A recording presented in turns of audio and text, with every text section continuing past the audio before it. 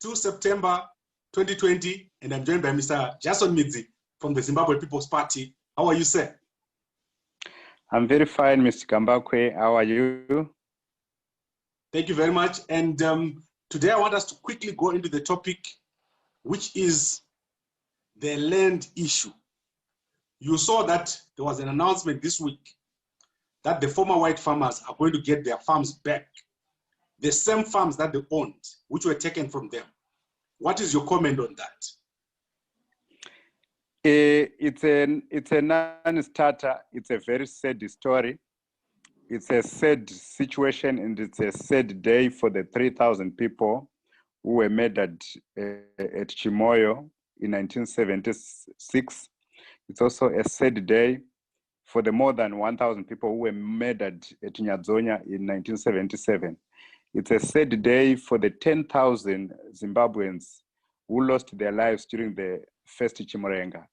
And it's a sad day for the Zimbabweans who endured 20 years of sanctions from 2000 up to today, suffering and dying from hunger, only to have ZANU-PF turning around and doing what they know most. It's also a sad day for the people in the MDC who lost their lives, people like Tondera Indira, people like Itai Dzamara, people like Talent Chiminya. It means they died for nothing. Because what we are seeing here is we have come to realize as Zimbabwe People's Party, and we are very heartbroken. You can see I'm very low today, that we were sold a dummy by ZANU-PF in the year 2000 to 2002.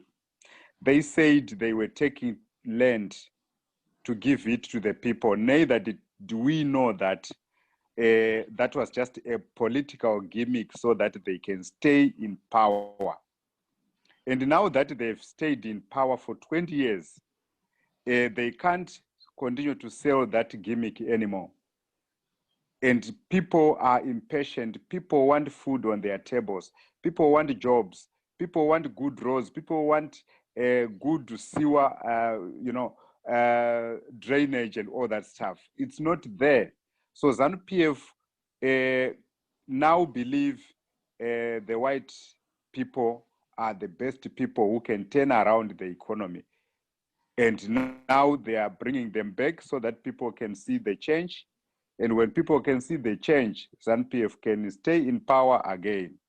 So we are seeing people politicizing the wrong topics. And this is a sad day, and we are heartbroken. Okay, so in ZANU-PF, there is disagreement about this approach. The war veterans have come out and they don't agree with this approach. Why do you think Mnangagwa is proceeding when there's so much opposition to this? Mnangagwa is only cares about power, and it's not only Mnangagwa, it's ZANU-PF. I wouldn't trust anyone from ZANU-PF for them to say that they don't agree with ED. It's only that when ZANU-PF hit a brick wall with a police, they try to appear as though they are not disagreeing with themselves, so that they find a way out of a wrong policy or a policy that has gone wrong. This is a policy that went wrong. The policy of wanting to stay in power from 2000 by pretending to be doing a land reform, and then today land reform can't be a topic anymore, and they want to talk about the land again in a reverse way so that they can keep staying in power. But today, with the support of the Americans, the British, and the white people themselves. Okay, is this going to result in the lifting of sanctions? No sanctions will be removed, Mr. Kambakwe, because America and Britain, they are countries run by white people, and when a white person dissociates themselves or stops trusting you, they do so for good. They don't turn back. This is what our folks in Zimbabwe, or this is what ZANU-PF does not know. they don't have experience in dealing with the white supremacists. These people, they don't turn back. They can only come back and ruin that land and, use mechanization to the extent that no job will be offered. And they ship out all the food that they will be farming to ensure that still there is no food production or there is no food security to the nation.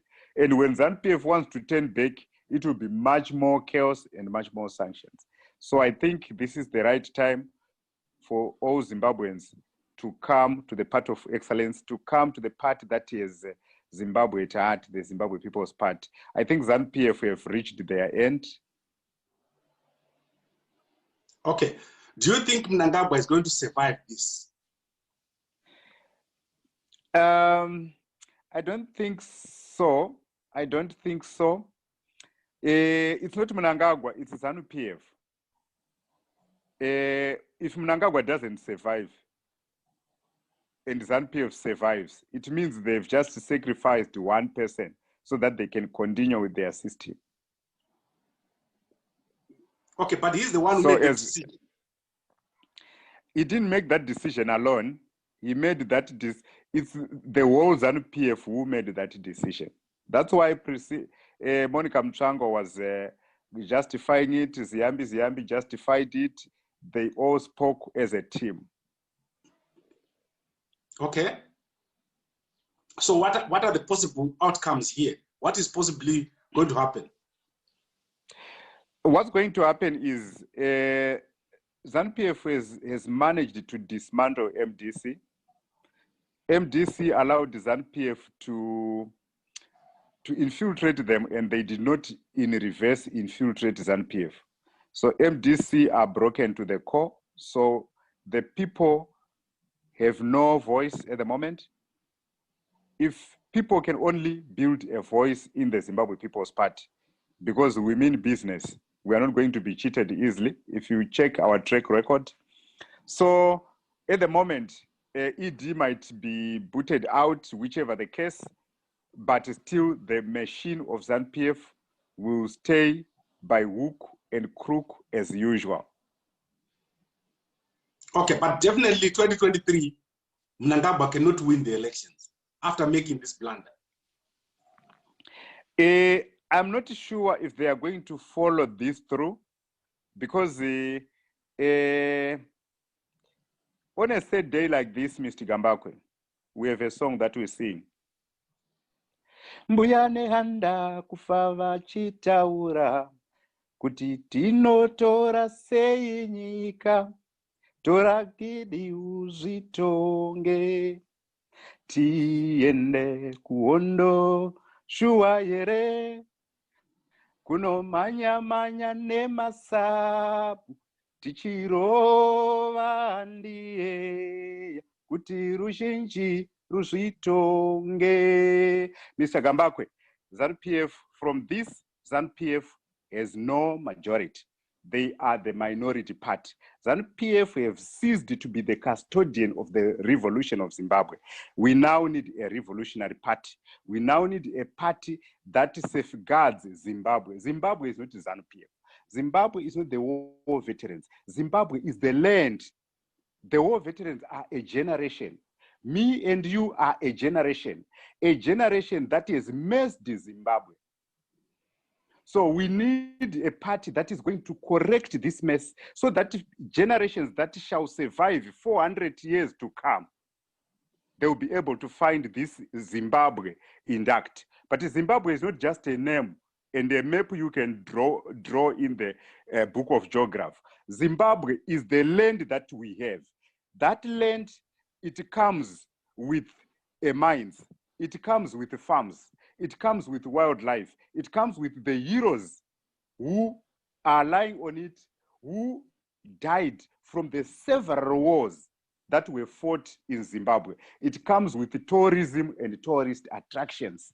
Attractions like Victoria Falls, attractions like Masvingo ruins. So this is what we call land. This land, Mr. Gambakwe, according to the Zimbabwe People's Party, if you want chaos in Zimbabwe, please privatize this land.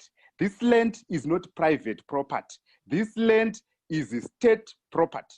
This land should be nationalized so that the government of the day can farm for its people and give food security to the people. Why do we say so as Zimbabwe People's Party? We say so because we have seen that the privatization of this land started in 1890 when Cecil John Rhodes landed on Zimbabwe and declared this land his private property. When he saw that he was done with it in 1922, he did a referendum. From that referendum, Cecil John Rhodes sold this land we call Zimbabwe, 2.3 million pounds to the government of Southern Rhodesia, whose first premier was Mr. Coghlan. And the second premier of Southern Rhodesia was Mr. Howard Moffat. This is where the problem started. Howard Moffat saw that the gold that was in Zimbabwe was not enough to run the economy of this land we call Zimbabwe. So he had to get into what he called the Land Apportionment Act. This is when he started to take land from Chief Chiwashira, Chief Mapondera, Chief Makoni, and all the chiefs of that time. So land was taken back then. It started to be private property, 1890, and much more in 1930 through the Land Apportionment Act. It didn't end there.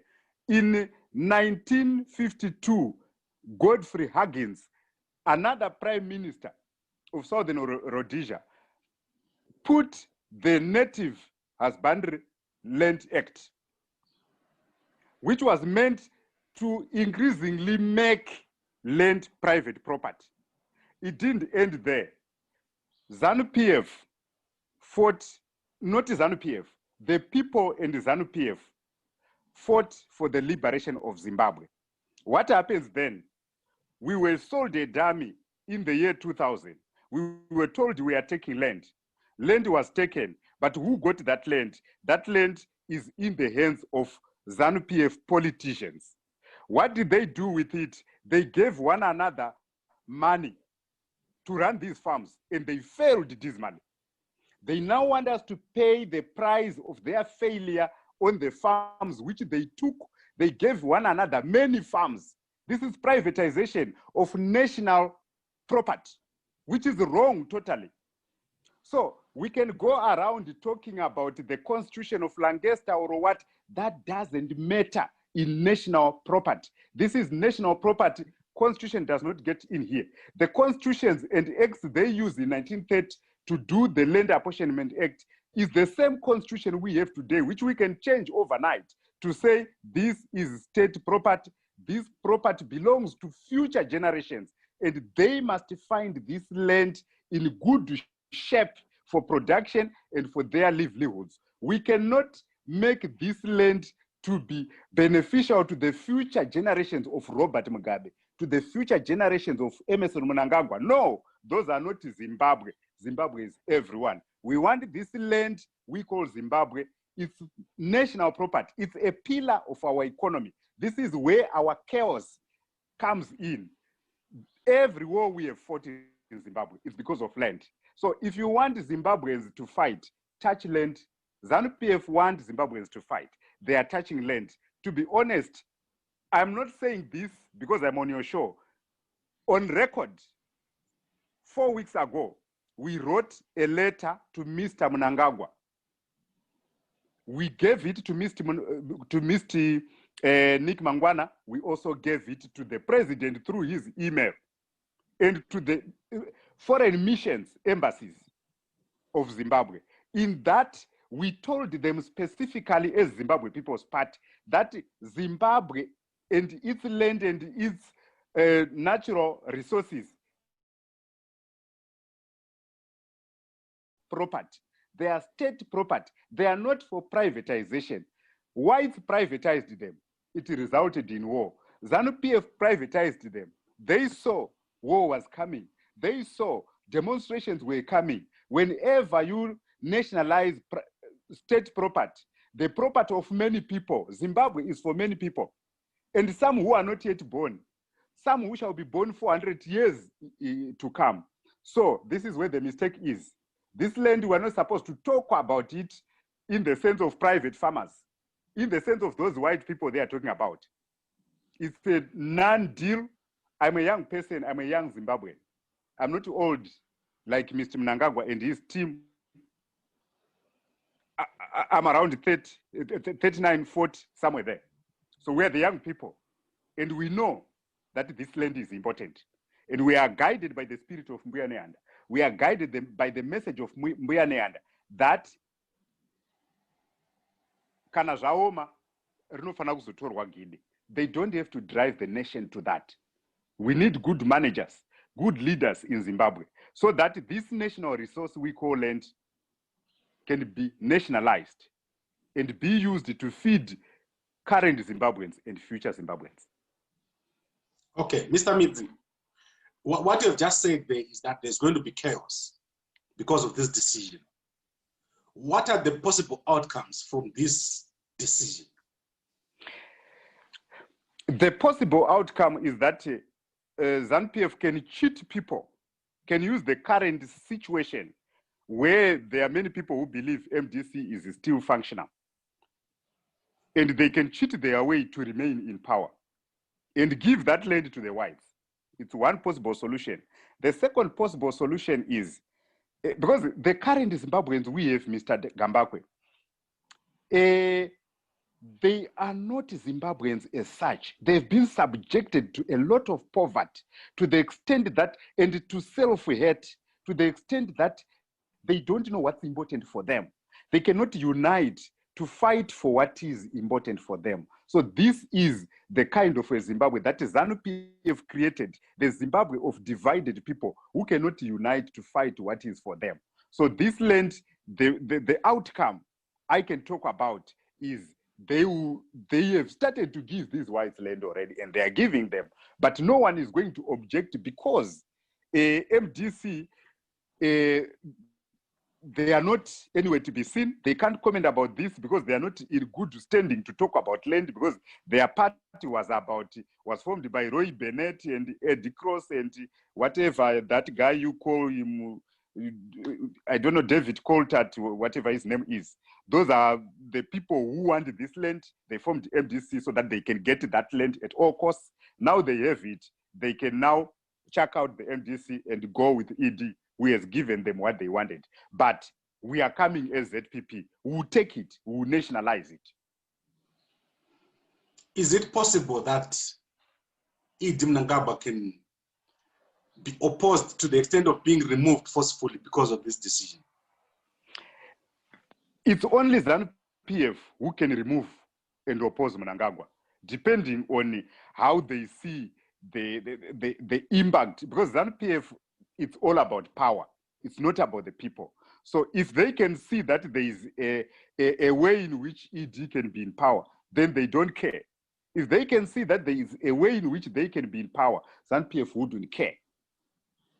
This is where we are. That's why us as ZPP, we are very straight to the point and honest. If Zimbabwe wants something good, they should think about the Zimbabwe People's Party, because we mean the best for Zimbabwe. We don't mean tricks. You don't play politics with the pillars of the economy. Iran can never play politics with the oil mines. They can do politics somewhere. But where ZANU-PF is playing politics, this issue of land, it's a wrong place. Okay, but is there unanimity within ZANU-PF to say, let's give back the land? Is it not possible that there will be a big enough number of people in what you need to know, say, let's not give it back, let's fight him. Let's fight Mnangagwa. The most oppressed people, Mr. Gambakwe, are not the Zimbabweans. The most oppressed people are the people in ZANU-PF.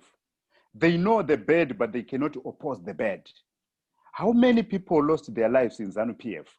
Where is Herbert Chitepo today? What happened to Moven Mahach? What happened to Tongogara? So What happened to Elias Manyika? What happened to Bodagezi? So the people in ZANU-PF are not free to oppose what has come from above. So they're the most oppressed people. They're the most pained people. That's why the war veterans are saying today they're waking up and saying, we don't want it to be partisan. We are telling those war veterans they should come to ZPP. They should support ZPP because we know what a war veteran is worth, not this embarrassment.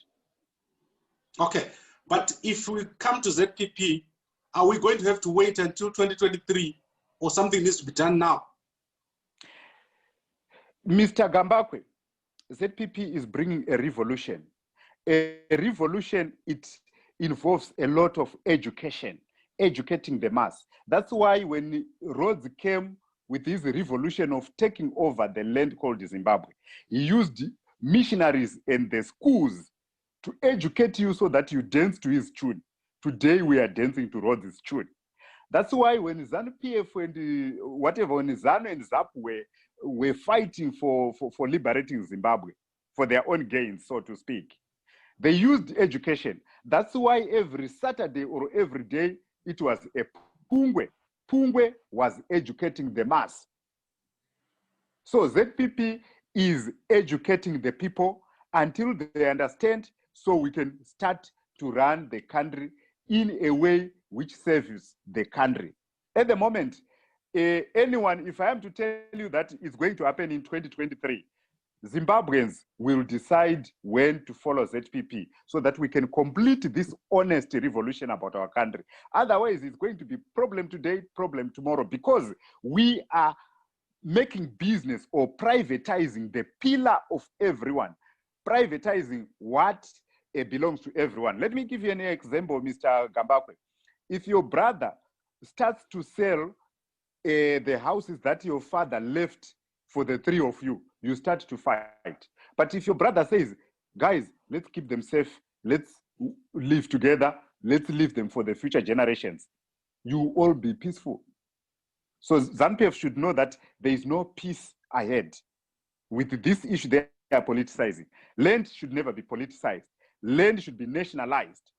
The government of the day should farm and mine to feed the people. When people are fed, then that's fine. You can privatize hospitals. You can privatize colleges and universities. That's not the pillar of the economy. Let's not privatize land. It belongs to the people. It doesn't belong to individuals like Mr. E.D. Mnangagwa, Mugabe, and all that stuff. That is a wrong direction. Okay. Mr. Jaison Midzi from the Zimbabwe People's Party, we have talked a lot about this issue. This is not the first time. So let's wrap up what you just said. You said Mnangagwa is making a mistake by privatizing the land, and this will lead to chaos. And ZANU-PF has stopped, has ceased to be the party of the liberation struggle. And you said in future generations will have to fight again to get the land back. Is there anything else I left out? You haven't left anything, because you need to think ahead. Today, me and you are enjoying the tourism money from Masvingo Zimbabwe, Zimbabwe ruins. That was built by people whom you don't know, whose names you don't know. Those were Zimbabweans who worked hard without an American dollar to make me and you enjoy those monies from tourism. What are the kids who are going to be born after 400 years going to enjoy in this country? Are they going to inherit a country where the Moyos, the Jonathan Moyos, or the Mnangagwas, or the Mugabes have owned the whole country? Like we see in Kenya, where the whole country lent vast pieces of land is owned by Uhuru Kenyatta. That's not safe. That's not good. Okay. Very, very sad day indeed. And I know this topic is not ended here. There's more to come. and we should continue to talk about it. And I know that you'll be talking on other platforms about the same issue. So please keep us updated when you are discussing this issue. What is the ZPP's position now going forward on this issue? The ZPP's position is people should not be distracted by these side shows. People should not be distracted by these failed leaders or failed politicians.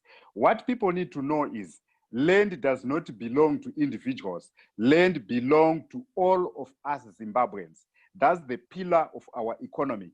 And we are suffering, we are hungry because land is in the hands of private farmers who have failed to feed us for the past 20 years, who failed to feed us since 1890 up to today. We've always been hungry because land was privatized. Before 1890, there was no hunger. People were happy. People had everything because land was not privatized. Land belonged to the people. So please join Zimbabwe People's Party. We want to ensure that we take our land back so that it becomes national land, and from there we can feed ourselves and also make this land safe for future generations. Not that this land is going to be abused to feed people who are in Netherlands, to feed people who are in America, to feed people who are in Europe, and future generations will have nothing. Let's come to ZPP. Let's tell ZANU-PF that land, they should stop what they are doing. In ZPP, we don't do hashtags, but we've already told and written to the president that he should not privatize this land. This land is national property for every Zimbabwean. Not that me, I should have 10 farms. Who am I? How special am I? There's no one special. We're all Zimbabweans. Let's nationalize land. Let's come to Zimbabwe People's Party. That's where our economy is. Don't be fooled about these American dollars and all these donors and all that stuff. That language from the MDC, people should distance themselves from it. It's not going to help you. There is no country that survives on donations that succeeded. Look at Zambia next door. They are poor. Malawi next door, they are poor because they survive on donations. We have land and we should work on it as a nation, as a national property to feed ourselves. We only need food. Thank you so much, Mr. Gambako. Thank you very much, Mr. Midzi. And I'll have you again back next week as we continue to discuss many other issues. Is there anything else you want to say before we close? I would want to inform the war veterans that Zimbabwe People's Party is the party of patriots. We are aware most of them may have been abused by politicians who masqueraded as war veterans. They need to consider themselves. They need to distance themselves from this that has been done by ZANU-PF elite. They need to consider joining hands with the Zimbabwe People's Party, the party of patriots, the party of people who love Zimbabwe at heart, the party of people who will not take politics as a job, the party of people who take being a politician as being a servant, someone who wants to save and die for his nation. So us and the war veterans and all other Zimbabweans who helped the wars of Zimbabwe to succeed, please, let's come together. Let's educate one another. It's not about chaos. It's about just getting what is ours and forgetting about all those constitutions they talk about. It's useless. We can change it ourselves. Right. Thank you very much, Mr. Midzi, and we'll talk again next week. Thank you very much, Mr. Gambako.